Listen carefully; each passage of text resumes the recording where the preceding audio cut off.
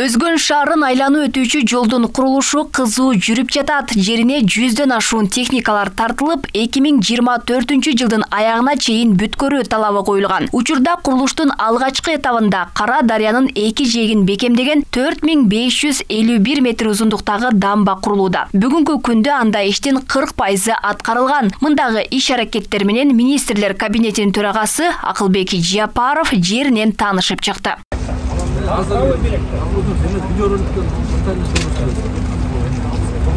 Ушул жерде МЧСке караштуу өзү таштын бир карьери бар, ошондон ташылып атат. Жалпы техникалардын саны эле таш ташыган саны 100дөн ашык техника иштеп атат. Бул жерде экскаватордон бир 19 экскаватор иштеп атат, крандардан 10 жакты кран иштеп атат. Негизи иш жакшы стабилдүү жүрүп атат. Буюрса ошо майдын аяктарында толук бүткөргөнгө азыр ишенич бар.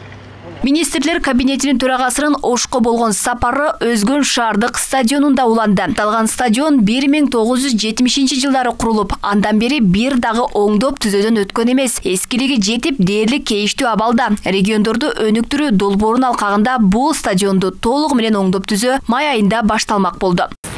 Сметалардын баарын аябай карадым. Внимательно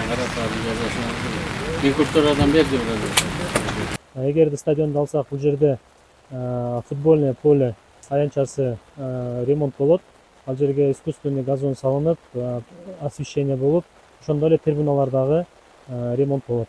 Ошондой эле бул жерге раздевалкалар, медпункт, инвентаризация, тренерская баардыгы бул жерде курулат. Ошол эле учурда бул жерде кыргыз улуттук оюндарына дагы месталар салынат. Стадион жана ага жанаша жайгашкан Орто Коргон сейил багы дагы оңдоп түзөөдөн өтөт. Ал үчүн жалпы 141 миллион сом сарпталар айтылды.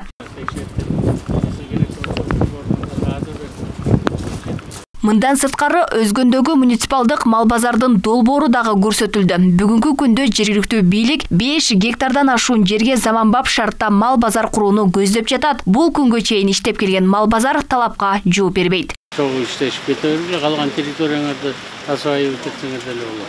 Малдын саны да көбөйүп атат дегенде, бирок азыркы учурда бул биздин долбоор. Анан эми кошуна ошол мал базардын ээси жанакындай талаптарга жооп бере билсе, биз дагы мүмкүнчүлүк бар, акча каражатын табабыз, жерибиз турат.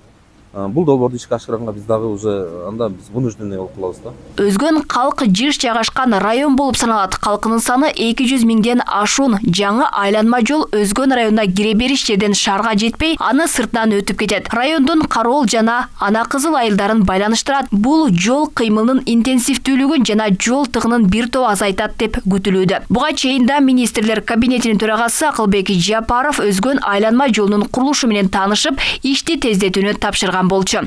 Алмагүл Эрке Багызы, Адилбек Абдакимов, Ош ТВ.